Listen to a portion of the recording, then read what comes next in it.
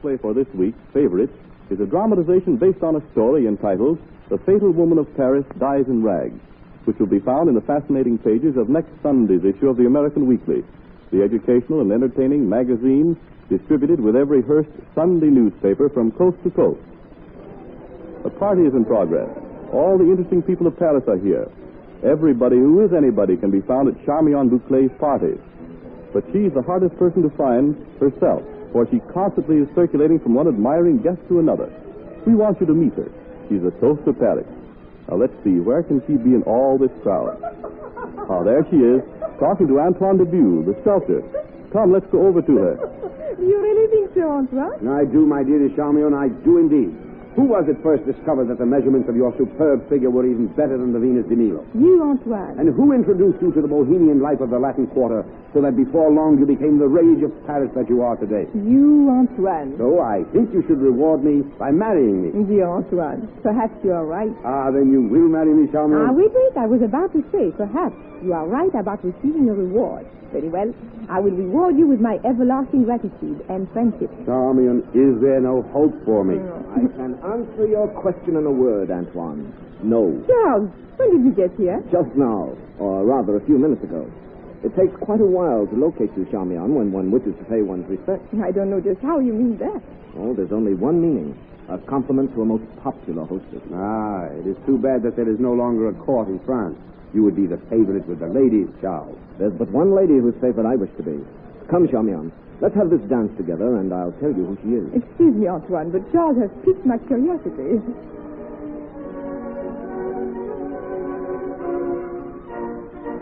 How beautifully you dance, Charmian. And who is this most fortunate lady, Charles? The one whose favorite you wish to be? You are, Charmian. You are that woman. Charles.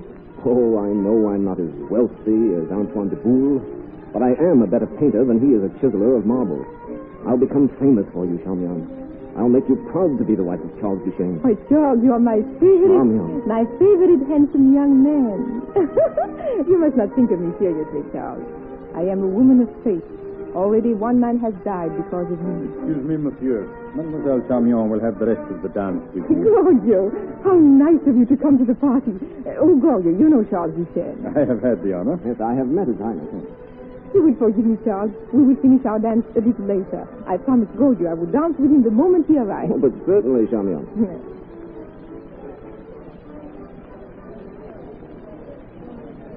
So, Charles, the ladies' man, has to retire in favor of royalty, eh? I saw the Balkan prince take Charmian away from you. Oh, there was nothing else to do but to accede to Charmian's wish, Antoine. I hope you also saw how gracefully I retired.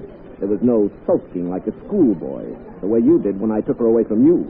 Charmian was forced to accept your invitation to dance from politeness. But I could read the expression in her eyes which showed how bored she was. Bored? It was probably relief at getting away from you, Antoine. Why, only a moment ago she confessed that I'm her favorite. You? That's impossible. I am Charmian's favorite. You lie. No man can call me a liar to my face. Monsieur de Boule, I presume you know what this calls for. Yes, satisfaction. And you shall have it whenever and wherever you choose. Very well. At daybreak, by the fountain in the park.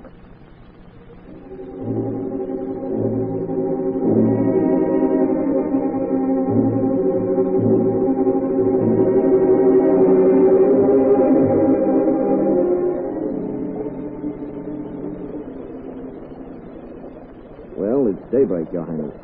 And there's no sign of my challenger. No, Monsieur Duchesne. There is no sign of him yet. And there probably won't be. He never had any intention of meeting me here this morning. Prince Gorgio, it was most gracious of you to fill my second place. I was delighted, monsieur, for an opportunity to witness a French affair of honor. Well, here comes a car now. You may have a chance to see it yet.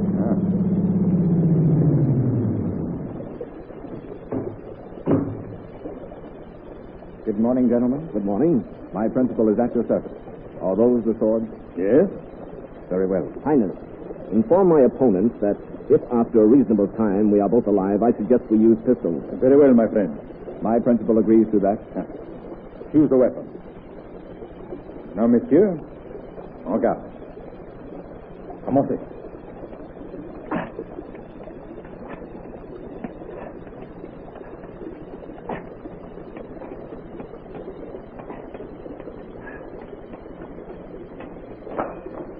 Garde des arms, Monsieur de Boule. Monsieur Duchesne, will you allow him to pick his sword up? Your Highness, I think the matter will be settled more speedily with pistols. Monsieur de Boule? I should be delighted. My principal agrees, Your Highness. Good. Both principals will stand back to back. On command, they will walk 10 paces apart and stop. On the count of 3, they will wheel and fire. Is it agreed? We agree, Your Highness. May I examine the pistols? But certainly. The other one, please. Of course. Quite satisfactory.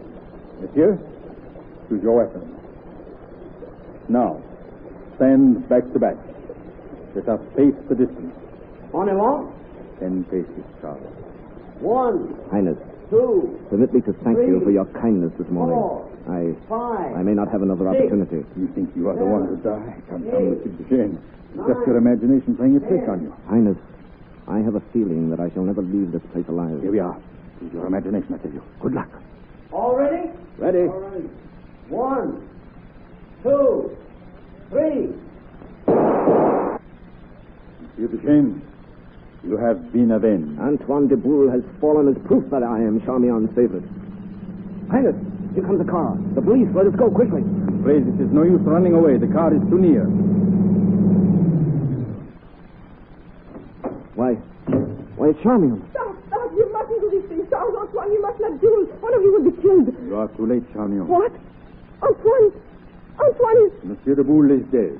Oh, Look, his bared head, his friends are carrying him from the field of honor. oh. Antoine, my best friend. And you, Charles, you conceited little fool.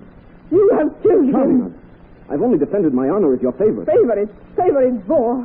What have you ever done for me that I should show you any consideration? And now you have killed the man who brought me fame. Get out of my sight. Get out. Charmion, you can't mean what you're saying. If you do, I shall kill myself. Go and kill yourself if you want to. I don't care. I never want to see you again. Gorgio, take me home. But certainly, Charmion. Monsieur Duchesne, I bid you good morning. And I bid you and the world goodbye. Gorgio, Charles has killed himself. Yes. Don't look back, Charmion. Come, we must not be found here by the police.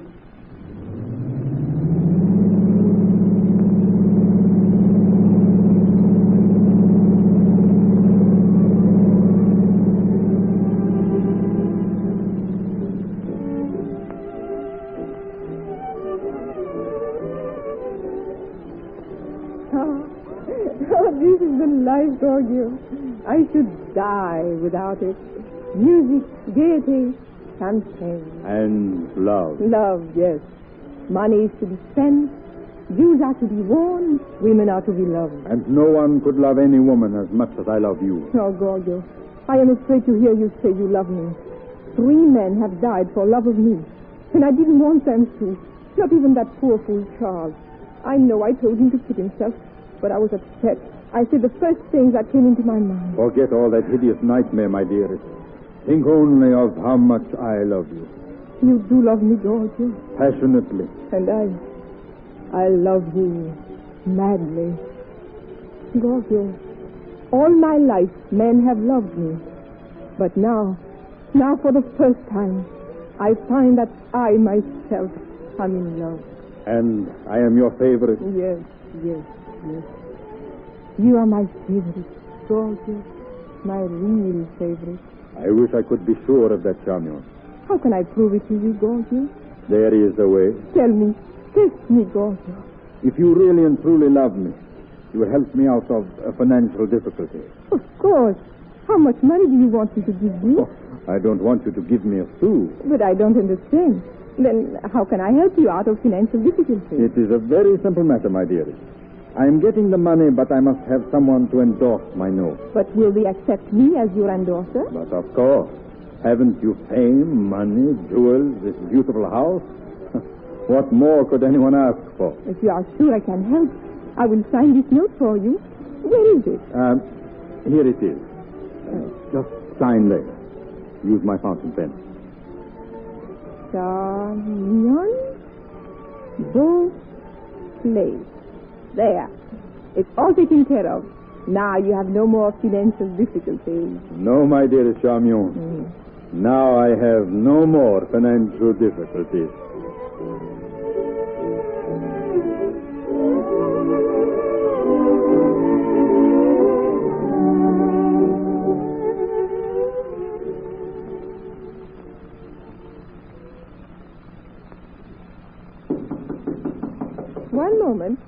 One moment.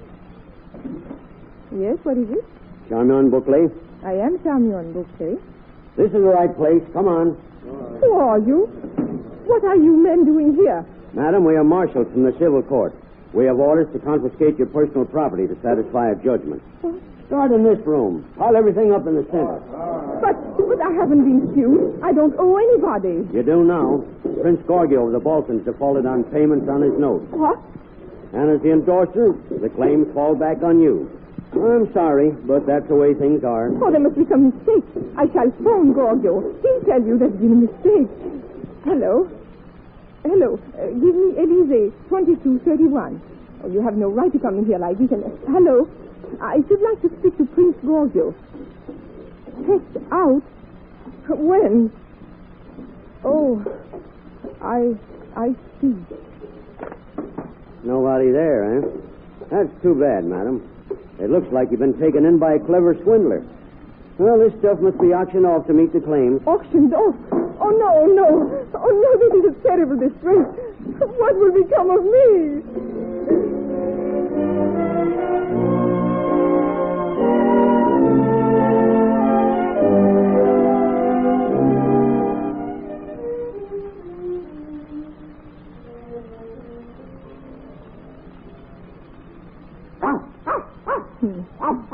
Hungry, Fifi?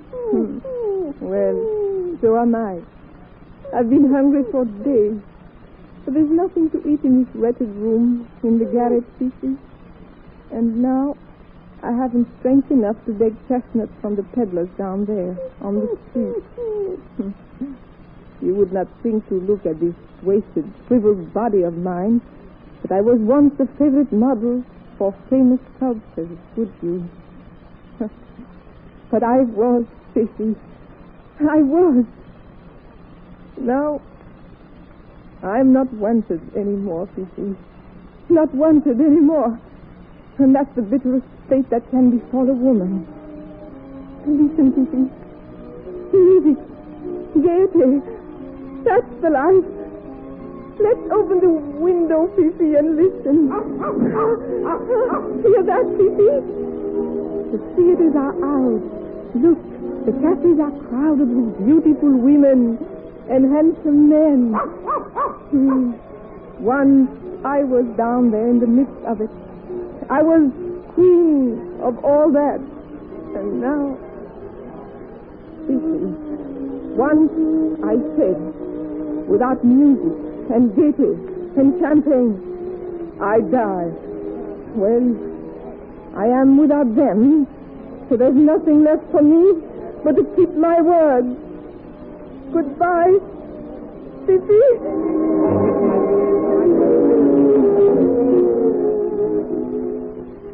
The radio play to which you have just listened was adapted from a story entitled The Fatal Woman of Paris Dies in Rags. This story will appear in next Sunday's issue of the American Weekly, the magazine distributed with all Hearst's Sunday newspapers from coast to coast. This is Wentworth announcing and turning the microphone over to your own announcer.